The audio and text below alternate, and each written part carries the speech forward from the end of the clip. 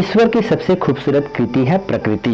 मैं इस प्रकृति को प्रणाम करते हुए इन चंद पंक्तियों के माध्यम से आज के मेन टॉपिक पर आऊंगा कि कुछ ठहरा सा दिखता है, कुछ गहरा सा दिखता है, किसी पाक नजर या कुदरत का यहाँ पहरा सा दिखता है।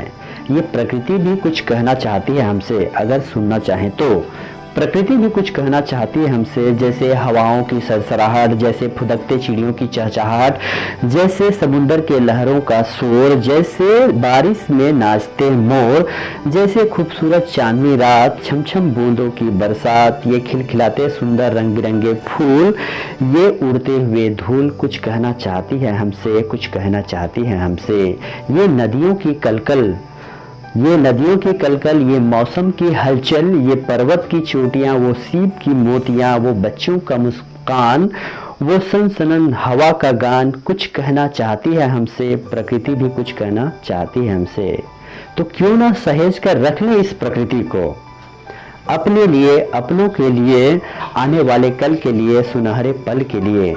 पर ये कटते वृक्ष, सूखते नदियां और सिमटती पर्वत लगता है एक दिन खत्म हो जाएंगे। आज हम कुछ कर सकते हैं, आज हम कुछ कर सकते हैं, इस रोते हुए प्रकृति के आंसू को पोंछ सकते हैं। पर एक दिन ये प्रकृति के आंसू भी सूख जाएंगे, पर आंसू होंगे हमारी आंखों में, जिसे चाहकर भी हम पोंछ न पाएंगे, जिसे चाहकर भी हम पोंछ न पाएंगे।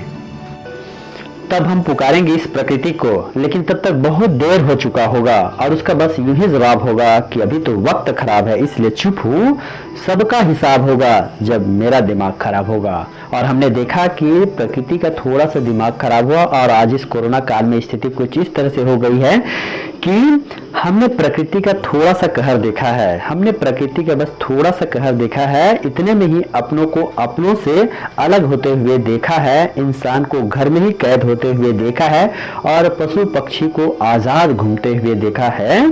खेल रहे थे जो इंसान प्रकृति के साथ, आज प्रकृति को भी थोड़ा सा इंसानों के साथ खेलते देखा है, इंसानों के साथ खेलते हुए देखा है। तो मैं बस इसी निष्कर्ष में पहुंचा हूं कि अगर हम प्रकृति के संग हैं, अगर हम प्रकृति के संग हैं तो दुनिया में रंग ही रंग है, नहीं तो ये दुनिया बड़ी बेढंग है, बेरंग है। किसी महान व्यक्ति ने भी कहा है कि प्रकृति का अध्ययन, प्रकृति से प्रेम और प्रकृति के पास रहना हमें जीवन में कभी असफल नहीं कर सकता। Study nature, love nature and stay close to nature, it will never fail you. तो इन्हीं कविता और पंक्तियों के बाद आप इस प्रकृति के रंग के साथ हमारे साथ बने रहिए, क्योंकि एक बात यही जरूरी है कि प्रकृति ही जीवन की धुरी है। परंतु यह अजीब विडंबना है कि पहले तो हम पेड़ों को काटते हैं, उसका पेपर बनाते हैं और उसी पर लिखते हैं कि पेड़ों को बचाइए।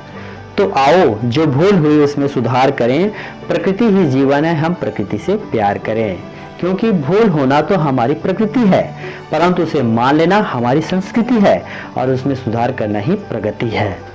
क्योंकि एक बात हमेशा याद रखिए, प्रकृति को हमने नहीं, प्रकृति ने हमें बनाया है। पवन गुरु है, पिता पानी और माता धरती, इस सूत्र वाक्य को अपनाना होगा। यही ईश्वर के प्रति सच्ची श्रद्धा और उसकी पूजा है, बाकी सब तो आडंबर है। स्वच्छ वातावरण, शुद्ध हवा, पानी और खूबसूरत धरती, यही हमारी जिम्मेदारी है, कर्तव्य है और समय की मांग भी है। अस्तु, प्रकृति का जो प्यार है यही जीवन का आधार है। So go green, love nature, save the nature, save life, save future, don't torture, just nurture the nature. तो मेरे साथ दोहराइए, हम सब ने ये ठाना है, हम सब ने ये ठाना है, प्रकृति को संवारना है, सजाना है, पर्यावरण को बचाना है। जय हिंद।